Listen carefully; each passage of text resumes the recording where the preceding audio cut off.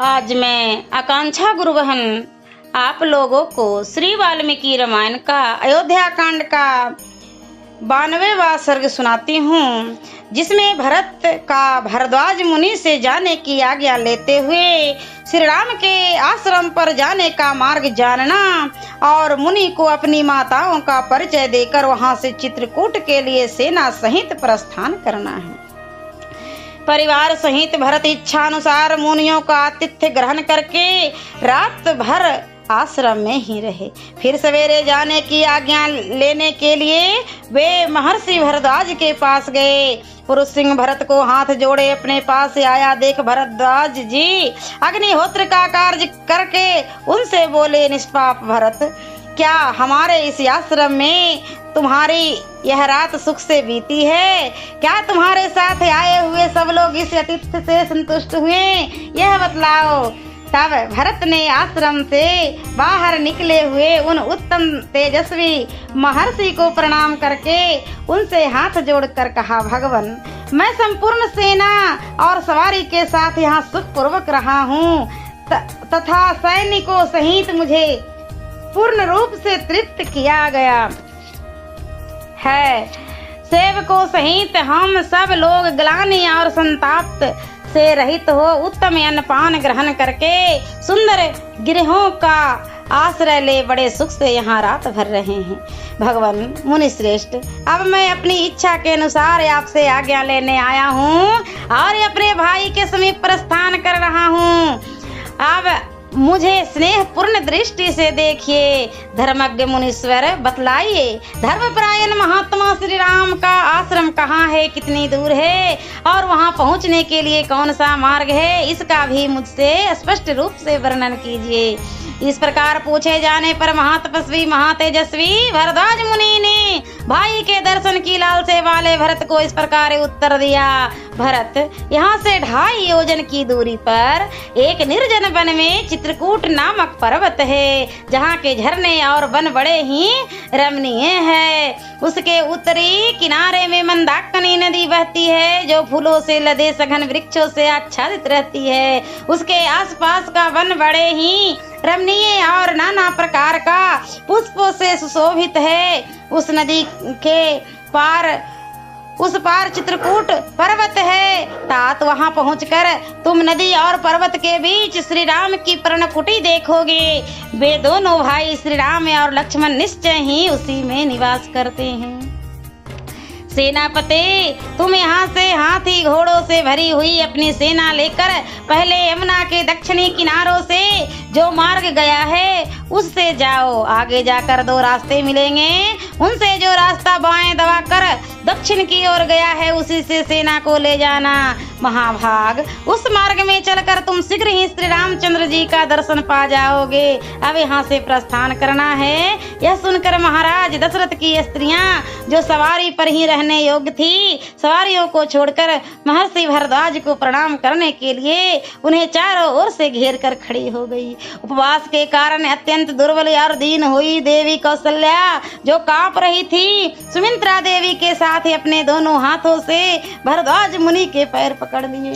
तत्पश्चात जो अपनी असफल कामना के कारण सब लोगों के लिए निंदित हो रही थी, वह कैकेयी ने लज्जित होकर वहां मुनि के चरणों का स्पर्श किया और उस महामुनि भगवान भरद्वाज की परिक्रमा करके वह दीन चित्त हो उस समय भरत के ही पास आकर खड़ी हो गई।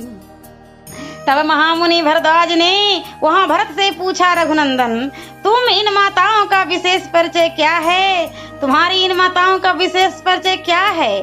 तब मैं जानना चाहता हूँ।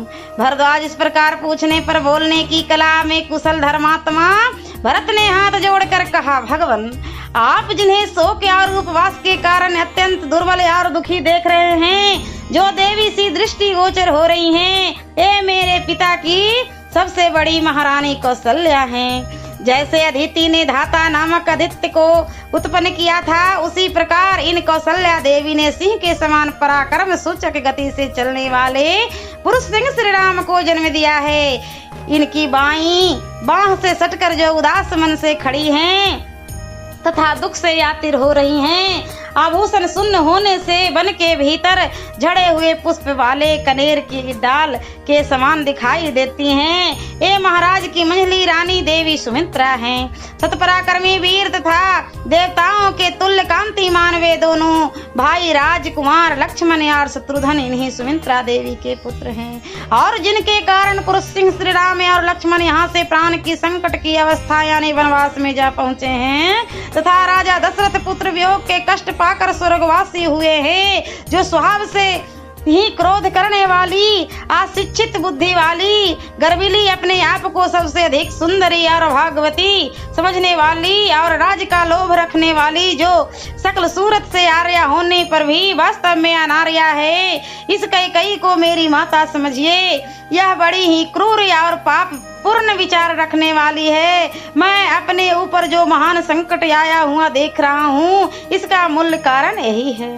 अश्रु गदगद वाणी में इस प्रकार कहकर आंखें लाल किए पुरुष सिंह भरत रोष में भरकर फुफकारते हुए सर्प की भांति लंबी सांस खींचने लगे। उस समय ऐसी बातें कहते हुए भरत से श्री राम अवतार के प्रयोजन को जानने वाले महाबुद्धिमान महर्षि भारद्वाज ने उनसे यह बातें कही।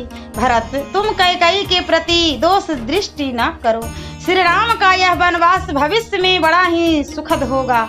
श्री राम के वन में जाने से देवताओं, दानवों तथा परमात्मा का चिंतन करने वाले महर्षियों का इस जगत में हित ही होने वाला है। श्री राम का पता जानकर और मुनि का आशीर्वाद पाकर कृत हुए भरत ने मुनि को मस्तक झुकाकर उनकी प्रदक्षिणा करके जाने की आज्ञा ले सेना को कूच के लिए तैयार होने का आदेश दिया। तदंतर अनेक प्रकार की वेशभूषा वाले लोग, बहुत से दिव्य घोड़ा, हाथी, रथों को जो स्वर्ण से विभूषित थे जोत कर यात्रा के लिए उन पर सवार हुए। बहुत सी हाथिनियां और हाथी जो सुनहरे रस्सों से कसे गए थे और जिनके ऊपर पताकाएं फहरा रही थी, वर्षा काल से गरजते हुए मेघों के समान घंटानाद करते हुए वहां से प्रस्थित हुए। नाना प्रकार के छोटे छोटे बहुमूल्य वाहनों पर सवार हो उनके अधिकारी चले और पैदल सैनिक अपने पैरों से ही यात्रा करने लगे। तत्पश्चात कौशल्या आदि रानियां उत्तम सवारियों पर बैठकर श्री रामचंद्र जी के दर्शन की अभिलाषा से प्रसन्नता पूर्वक चली। इसी प्रकार श्रीमान भरत नवेदित चंद्रमा और सूर्य के समान कांतिमती शिविका में बैठकर अवश्य सामग्रियों के साथ प्रस्थित हुए। इस शिविका को कहारों ने अपने कंधों पर उठा रखा था।